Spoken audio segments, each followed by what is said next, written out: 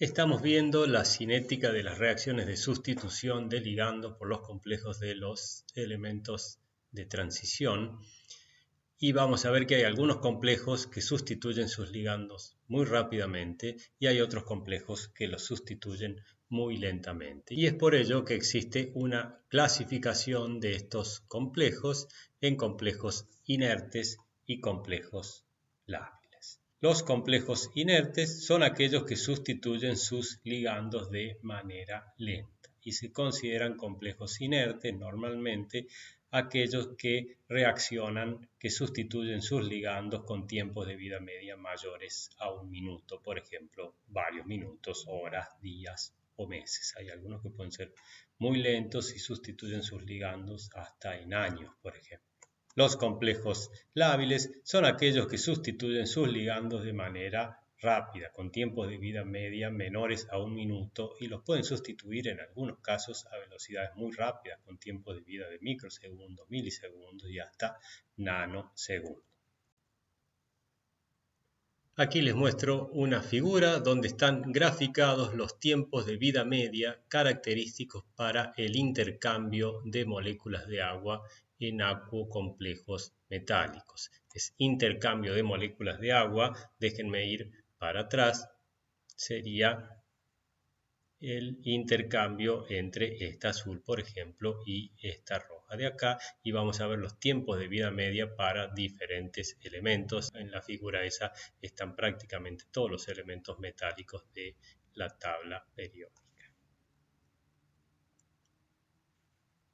Tenemos acá una escala de tiempos de vida media que va creciendo hacia la izquierda y acá abajo que crece hacia el otro lado sería la constante de velocidad de la reacción. En general para estas reacciones son todas tienen una ley de velocidad de primer orden, por lo tanto el tiempo de vida media se relaciona con la constante de velocidad. De esta manera es muy fácil, si uno hace cinética, calcula la constante de velocidad y de ahí saca directamente el tiempo de vida media. Y esto nos va a dar una idea, analizando esta figura, de cuán rápido o cuán lento intercambian moléculas de agua, sustituyen sus ligandos, estos elementos que tenemos graficados aquí.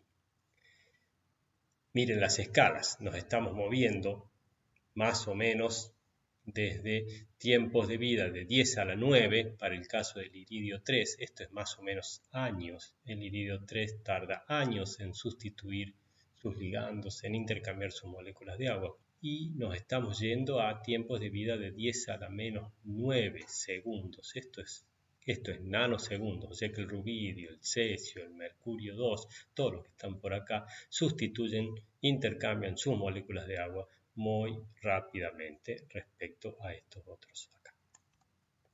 La línea de separación más o menos entre lábiles e inertes, bueno, acá está en segundos, habría que irse un poquito más acá para que sea 1 minuto. Está más o menos por aquí la línea de separación, o sea que todos los que están a la izquierda tienen tiempos de vida grandes, mayores a 1 minuto, son los considerados inertes, que son pocos, respecto a los que son considerados lábiles. Todos estos intercambian sus moléculas de agua a velocidades bastante grandes, por ejemplo estos acá en el orden de los milisegundos, estos si estamos cerca de 10 a la menos 6, magnesio más 2 en el orden de los microsegundos y estos acá en el orden de los nanosegundos. Fíjense la gran diferencia que hay en las velocidades. Veamos, por ejemplo, entre el aluminio 3 y alguno de estos acá, cesio, rubidio. Estos son tiempos de vida de 10 a la menos 9 segundos.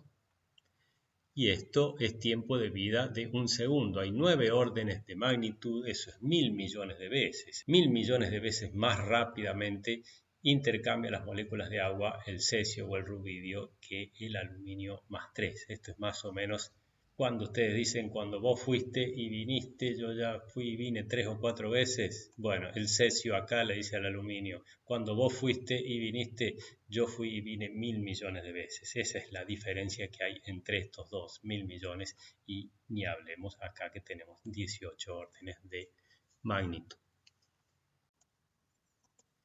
Ya que estamos Definiendo complejos lábiles e inertes, tenemos que hacer una aclaración acá para no confundir la terminología. La labilidad o inercia de un complejo no se refieren a la estabilidad termodinámica del mismo. No confundir con complejos termodinámicamente estables o inestables. Como ejemplo tenemos este caso acá, un complejo de cobalto 3 con amoníaco que sustituye su 6 amoníaco por 6 moléculas de agua. La constante de equilibrio o el beta 6, como lo habíamos definido para esta reacción, es altísima, 10 a la 25, 10 a la 30. O sea que esto en esta situación es muy inestable porque va a tener gran tendencia a generar producto por el altísimo valor que tiene la constante de equilibrio.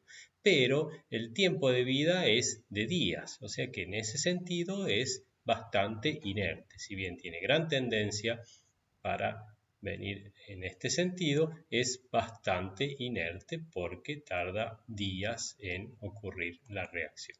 O sea, es inestable termodinámicamente y es inerte cinéticamente. Estabilidad, inestabilidad tienen que ver con termodinámica, inercia y labilidad tienen que ver con cinética. Y ahora vamos a pasar a clasificar los diferentes mecanismos que pueden haber para las reacciones de sustitución de ligandos y vamos a definir algunas cosas antes de empezar a analizar datos experimentales para diferentes complejos. Vamos a suponer una reacción bien simple para un complejo octaédrico, que es el más común de todos, un complejo con 5 ligandos L y un ligando X. Y lo vamos a poner a reaccionar con el ligando entrante I para que se sustituya el ligando X por el ligando I. Una reacción de sustitución bien típica, simple, donde se sustituye un solo ligando. El ligando que se está yendo es el que se llama ligando saliente. El ligando que está entrando, como habíamos dicho, es el ligando entrante. Y los otros ligandos que se quedan unidos al metal y que están tanto en el reactivo como en el producto de la reacción son los ligandos espectadores. Un análisis de todos los trabajos y todas las investigaciones que se han realizado sobre los mecanismos de reacciones de sustitución permite clasificar a estos mecanismos en 3 tipos generales principales. Por un lado, tenemos el mecanismo disociativo, que lo vamos a designar con la D mayúscula.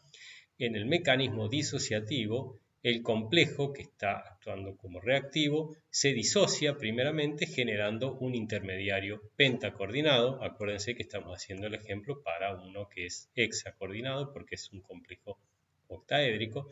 O sea, el complejo se disocia generando un intermediario pentacoordinado que luego reacciona con el ligando entrante. Es como que ocurre en 2 etapas. Primero se va el ligando saliente, queda esto pentacoordinado y recién en una segunda etapa, por ejemplo, entra el ligando entrante.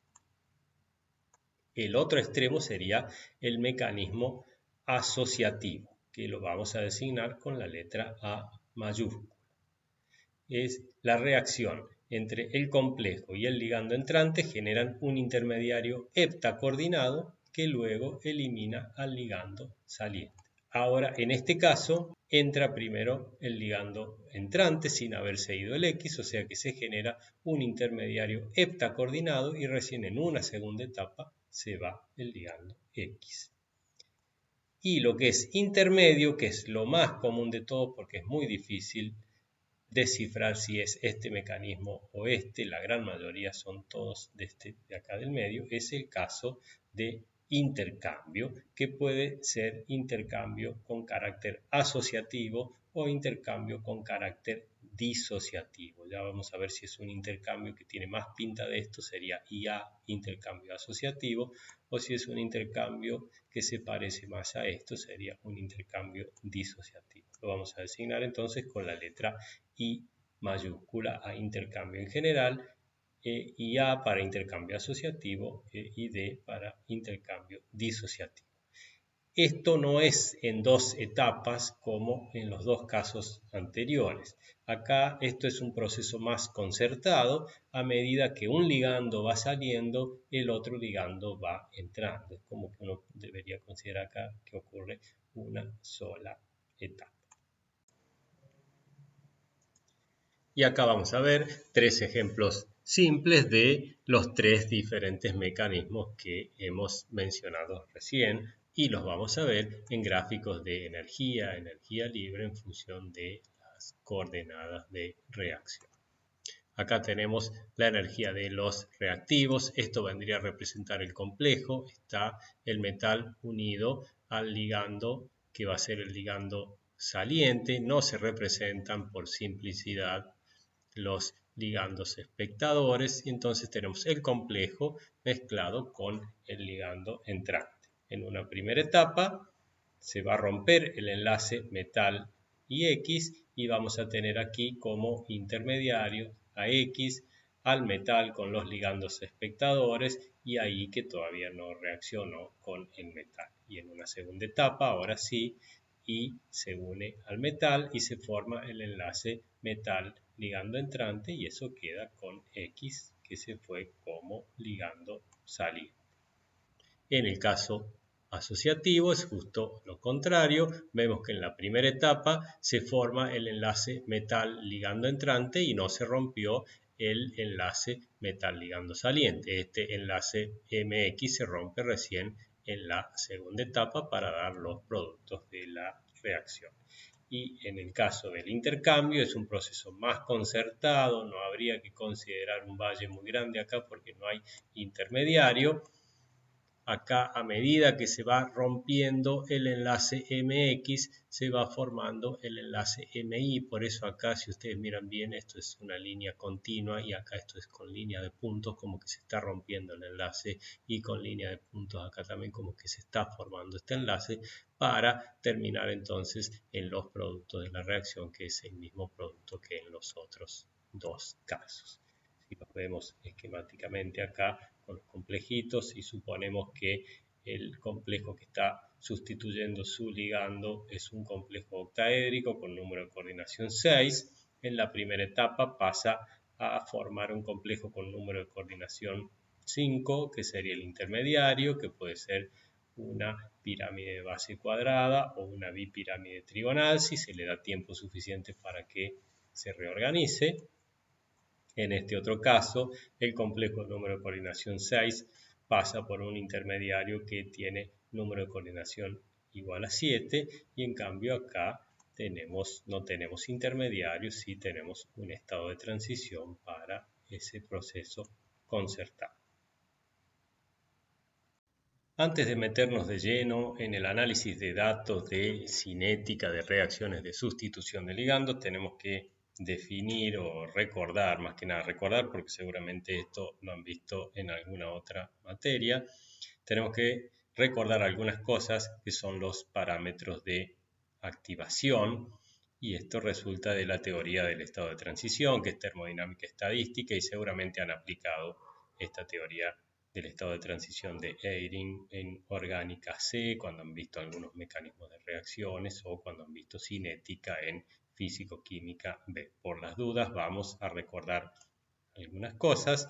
Esta teoría es el desarrollo teórico que explica la forma de la ecuación de Arrhenius. ¿Se acuerdan? La ecuación de Arrhenius que relaciona la constante de velocidad con la energía de activación del proceso. Es una ecuación empírica que resulta directamente del análisis de resultados experimentales. En cambio, esta ecuación de Eyring es un desarrollo teórico y llega a una ecuación que tiene exactamente la misma forma de la ecuación de Arrhenius y por lo tanto nos permite ver qué significa cada uno de los parámetros en la ecuación de Arrhenius. Por ejemplo, el parámetro preexponencial, que lo llamábamos A, es constante de Boltzmann por la temperatura sobre la constante de Planck, y acá en lugar de tener la energía de activación que tenía Arrhenius, esto es delta G, energía libre de activación. O sea, en un gráfico energía libre en función de coordenada de la reacción, tenemos la energía libre de los reactivos, la energía libre de los productos y si es una sola etapa elemental, el proceso tiene que pasar a través de un estado de transición o complejo activado que tiene mayor energía libre que los reactivos y los productos. Esta diferencia de energía acá es lo que se llama energía libre de activación, por eso está con esos símbolos. Como la energía libre de activación es igual a delta H de activación menos T por delta S de activación, pueden sustituir entonces en lugar de energía de activación, lo sustituimos por delta H de activación menos T delta S de activación y jueguen un poco, llegan a esta ecuación y si reordenamos vamos a llegar a esta ecuación acá. Fíjense que estamos relacionando la constante de velocidad de una reacción, estas son todas constantes conocidas, con el delta S de activación y el delta H de activación. A partir entonces de mediciones de constantes de velocidad para un dado proceso a diferentes temperaturas, hacemos una gráfica del logaritmo natural de K sobre T en función de 1 sobre T, la pendiente va a ser menos delta H de activación sobre R y la ordenada al origen va a ser todo esto. De ahí podemos sacar entonces cuánto vale delta H de activación y cuánto vale delta S de activación. El valor de delta S de activación nos va a dar una muy buena idea sobre el tipo de mecanismo por el cual se está llevando a cabo la reacción, si es disociativo, si es asociativo o si es intercambio. Lo mismo ocurre para otro parámetro de activación, que es el volumen de activación. El volumen de activación está definido como el volumen del estado de transición menos el volumen de los reactivos. Ya lo vamos a analizar un poquito mejor en la transparencia que sigue. Y eso se puede determinar a partir de mediciones de velocidad, de constantes de velocidad a diferentes presiones. Si uno mide la velocidad de la reacción, obtiene la constante de velocidad de una reacción química a diferentes presiones y hace una gráfica del logaritmo natural de K en función de P de la pendiente, puede obtener el volumen de activación y esto también nos va a dar muchísima información sobre el tipo de mecanismo, si es disociativo, asociativo o intercambio. Vamos a analizar el ejemplo en un grafiquito muy sencillo para ver lo que nos puede llegar a decir el volumen de activación de un cierto proceso. Supónganse que estamos graficando volumen en función de la coordenada de reacción. Aquí tenemos los reactivos, aquí tenemos los productos y aquí tenemos el estado de transición. Miremos acá, si tenemos un complejo con su esfera de coordinación, este es el volumen del complejo que está reaccionando y esta esferita más chiquita sería el volumen del ligando entrante. La suma del volumen del complejo más la del ligando entrante sería el volumen de los reactivos. Y en el estado de transición también, pero supónganse que tenemos un proceso que es disociativo. En el proceso disociativo recuerden que primero se iba el ligando saliente y no entraba el ligando entrante. Por lo tanto, en el estado de transición vamos a tener algo más o menos de este tipo. La esfera de coordinación del complejo, el ligando saliente que ya salió y el ligando entrante que no entró. Cuando sumamos los volúmenes, este volumen de la esfera más el de las dos esferitas, este volumen es mayor que la suma de estos dos volúmenes acá. En un proceso disociativo puro, el volumen de activación, que es la diferencia de este volumen menos este volumen, es mayor que cero.